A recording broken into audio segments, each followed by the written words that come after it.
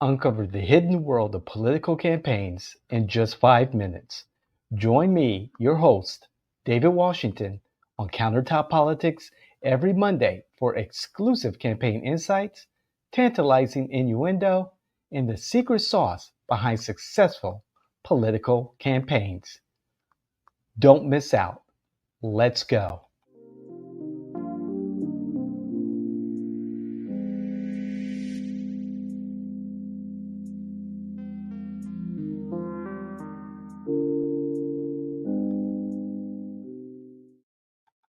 Hey everyone, it's your favorite political innovator, David Washington. It is Sunday night, not Monday morning, Sunday night, and I had to get this one out as quickly as I can because I have a very busy Monday in regards to the T8020 community and membership token. Regardless, I really wanted to touch on this particular issue, which I've talked about many times in campaigns, and how campaigns are generally run, what the themes are, the strategies. And I'm particularly focusing on the special election here in Florida, Senate District 15, and I believe also the special election, House District 40. And I'm seeing trends that I saw in the congressional District 1 and Congressional District 6 earlier this year about how candidates, and in some instances, the parties are running these campaigns, the strategy, the themes. And I see so much opportunity to completely, and now this isn't talking very arrogantly. It's just that what I've observed in my past knowledge and spirit experience tells me that there is such great opportunity to just mop the floor with the opposition, regardless of either side of the political spectrum you're on. There are themes that are very evident, very clear, that and tactful that campaigns can use, whether it's in a primary or in the general election, but mostly the general election because you're facing off against someone who has different views than the ones that you have.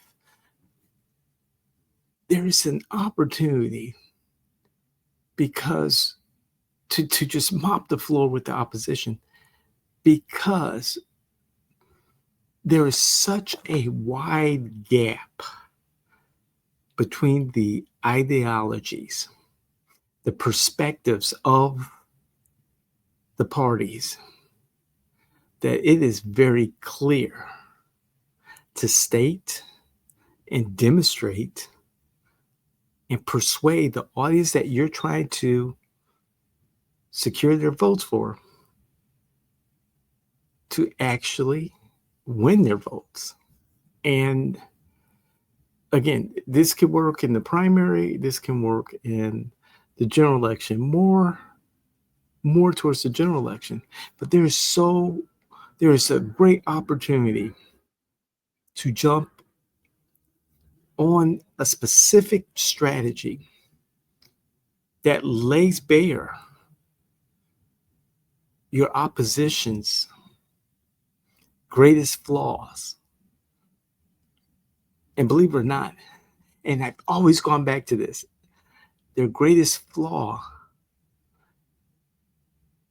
or flaws are their greatest strength or strengths. And there's a way to do that, which I've done in the past and found success.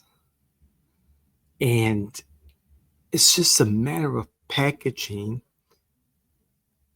the messaging with the right strategy and executing that particular part of the campaign, that particular strategy to persuade people to vote for you.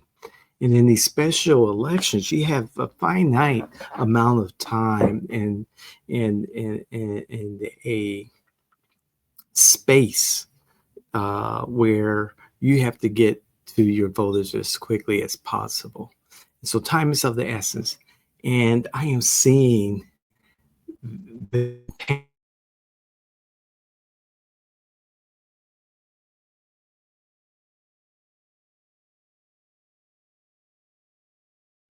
run like any other campaign.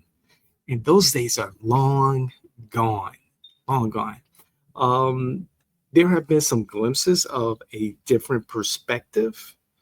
The execution I've had an issue with. However, one particular candidate was very bold in the piece of literature that went out. And it brought to light a specific issue of judgment of the other candidates. And I found it amazing that that particular candidate in their team went in that direction.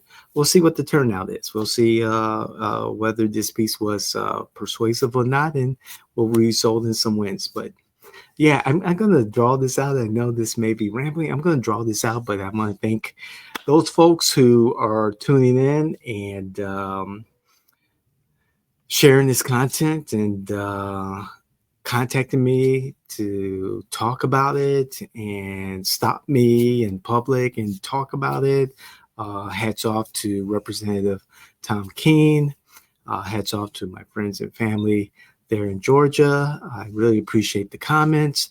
And please, everyone, if you this content would be helpful for or just entertaining for family members, or friends, those friends that or those candidates in elections could possibly use.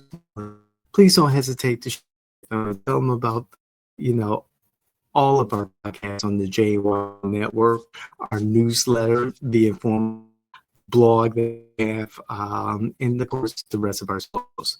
So saying that again, I thank you so much. This is a labor of love. I love what I do, and hopefully it shows.